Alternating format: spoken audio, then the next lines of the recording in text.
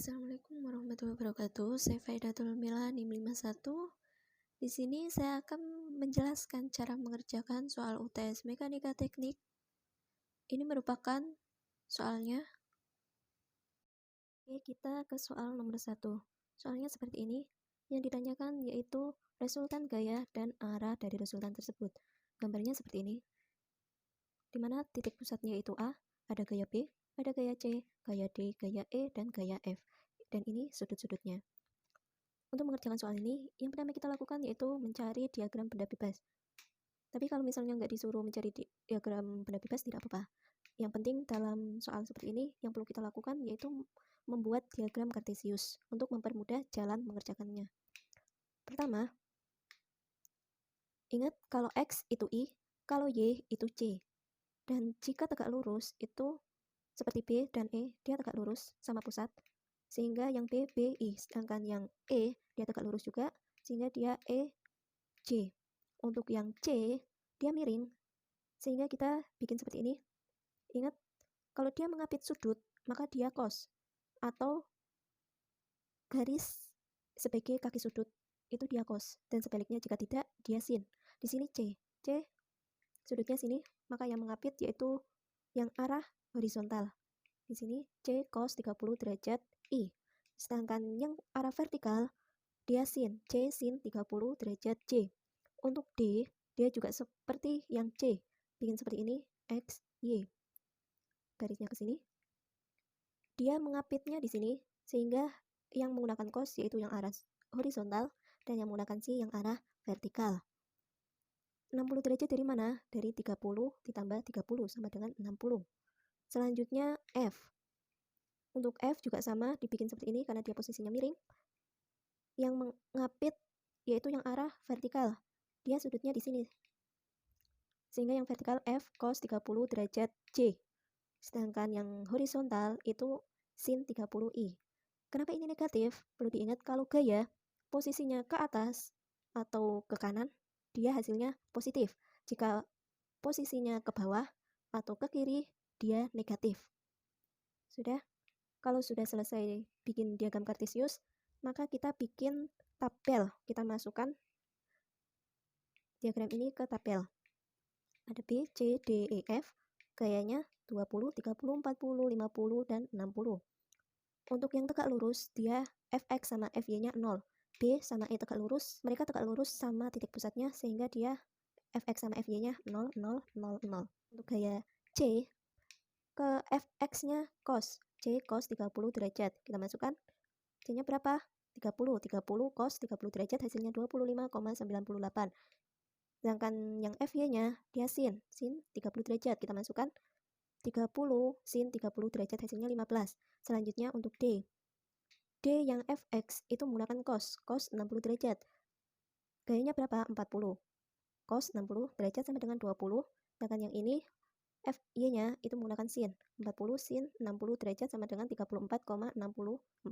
Begitu juga dengan F. Gaya F, kita masukkan juga untuk Fx-nya yang ini, Fy-nya yang ini. Hasilnya negatif 30, dan ini Fy-nya 51,96.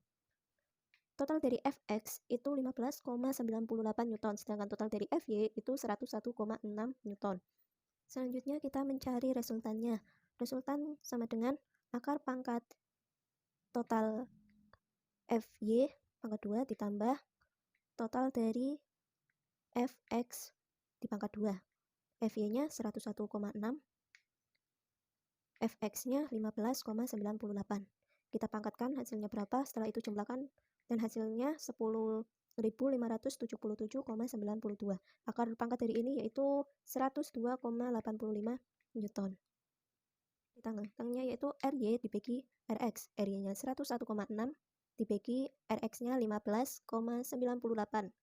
Hasilnya berapa? Setelah itu kita kalkulatorkan untuk mencari derajatnya. Sudah menghitung, hasilnya yaitu 81,06 derajat. Selanjutnya kita mencari arah resultan. Rx sebelah sini, Ry sebelah sini. Tadi berapa derajat? 81,06. Kenapa arahnya ke sini? Kita ingat kembali. Kita ingat kembali kalau F itu arah ke atas dan ke kanan, itu hasilnya positif. Ini kan positif, jadinya arahnya ke atas dan ke kanan. Saya rong ke sini ya. Sehingga R-nya 102,85 Newton dan sudutnya 81,06 derajat. Selanjutnya saya akan membahas cara mengerjakan soal nomor 2. Soalnya seperti ini. Cara menyelesaikan soal ini kita disuruh membuat diagram benda bebasnya terlebih dahulu. Membuat diagram benda bebas ini, diagram benda bebasnya seperti ini. Yang ditanyakan yaitu besar gaya C dan T supaya terjadi keseimbangan gaya. Yang ditanyakan ini sama ini. Mengerjakan soal ini, saya menggunakan persamaan sigma Fx sama dengan 0 dan sigma Fy sama dengan 0. Pertama kita mencari sigma Fx sama dengan 0, yaitu positif 8 karena arahnya ke kanan, T cos 40 derajat karena arahnya ke kanan, C sin 20 derajat karena juga arahnya ke kanan, seperti ini, anggap aja ini panah. Dan negatif 16, kenapa negatif? Karena dia arahnya ke kiri. Perlu diingat kembali, kalau gaya arahnya ke atas atau ke kanan, dia positif. Jika arahnya ke bawah atau ke kiri, maka dia negatif. Oke, next. Hasilnya yaitu 0,766 T dan 0,342 C sama dengan 8. Samaan 1. Selanjutnya, sigma Fy sama dengan 0. Sama dengan positif T sin 40.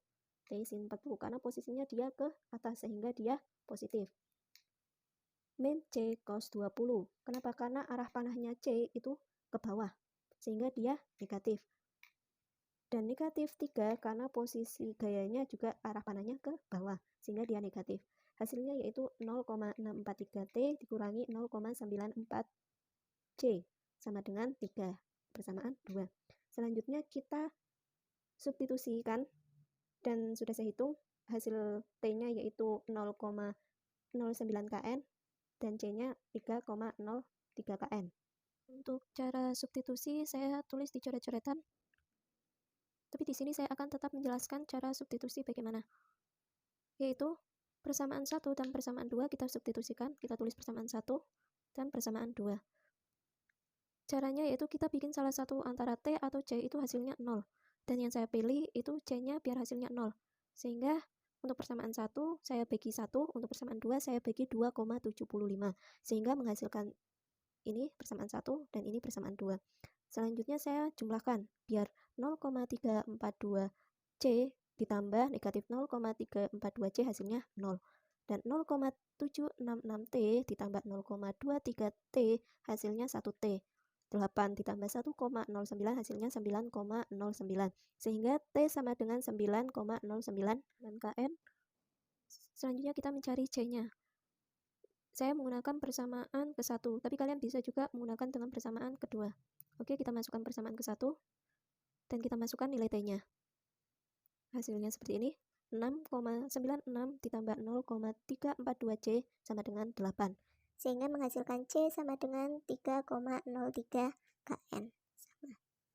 Oke, selanjutnya untuk membuktikan supaya terjadi keseimbangan gaya atau tidaknya, kita cari sigma F sama dengan 0.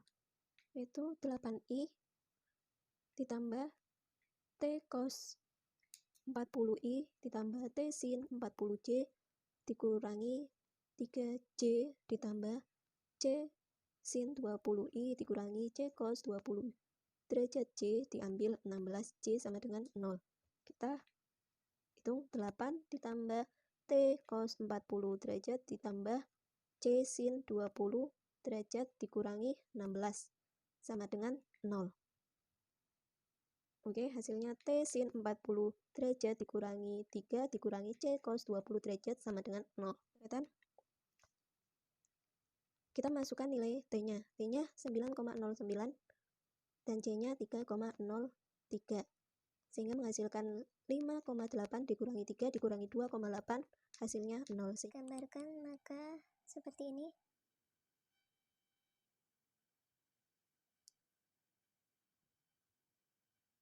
Oke, sekian dari saya. Apabila ada kesalahan, saya mohon maaf yang sebesar-besarnya.